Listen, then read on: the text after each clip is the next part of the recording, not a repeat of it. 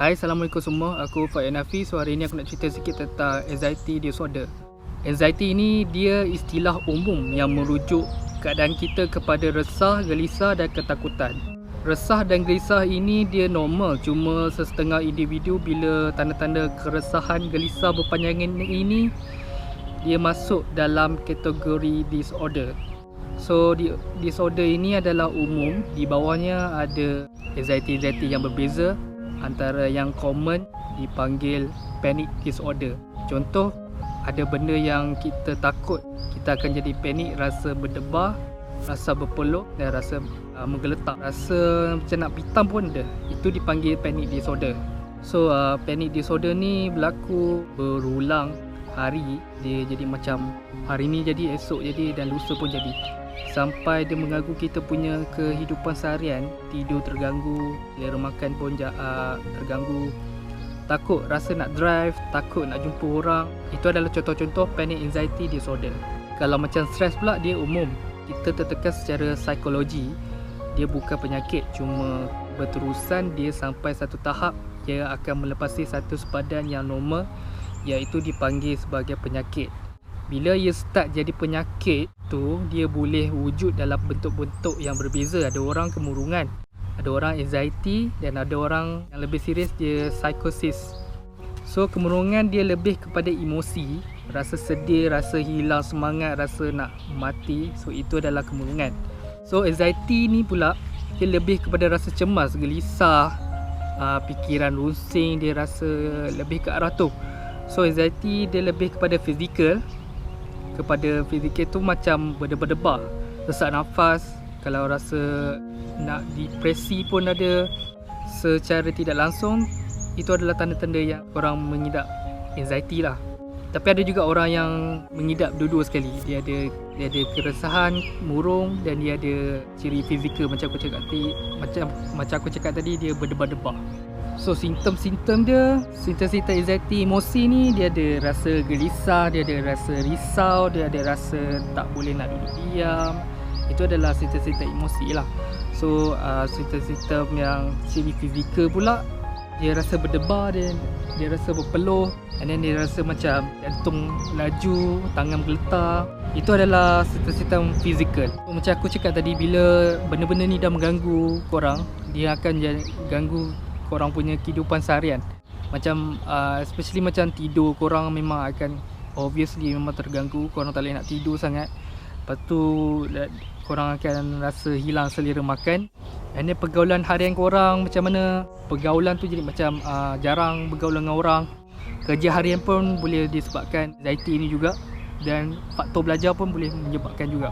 Okey, kajian dah terbukti sosial media adalah antara penyumbang kepada isu masalah mental, terutamanya di kalangan orang muda macam aku lah, remaja.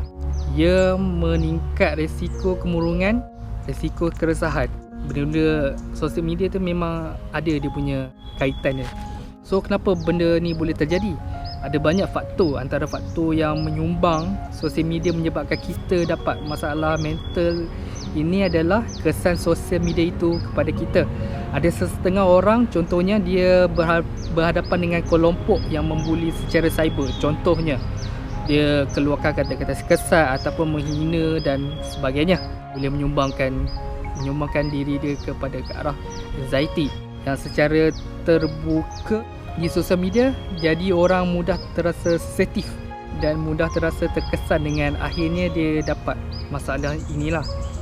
Satu lagi kaitan antara masalah media sosial dan juga masalah mental ini adalah sebahagian media sosial itu sendiri yang memberi gambaran yang tidak tepat ataupun tidak wajar lah tentang kehidupan seseorang.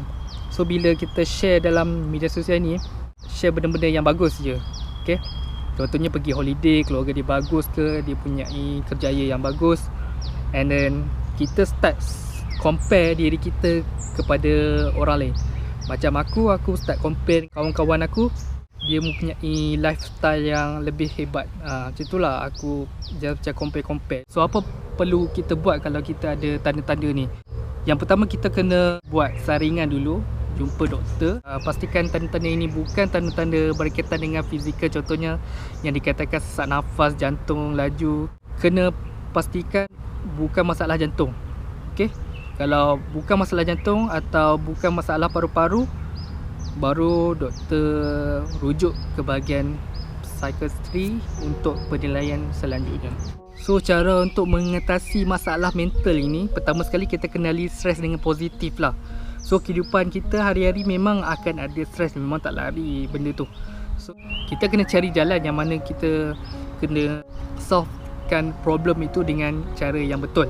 Contohnya kalau kita minat bersukan, kita nak lari daripada anxiety ni, kita buat benda-benda yang kita suka. Contohnya kat sini macam aku cakap tadi, kita bersukan. Kalau kita bersukan tu, kita kena bersukan yang bersungguh-sungguh. Kita kena exercise yang bersungguh-sungguh.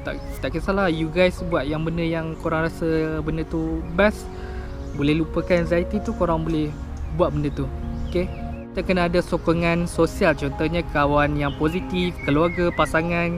Semua ni membantu kita daripada masalah-masalah mental.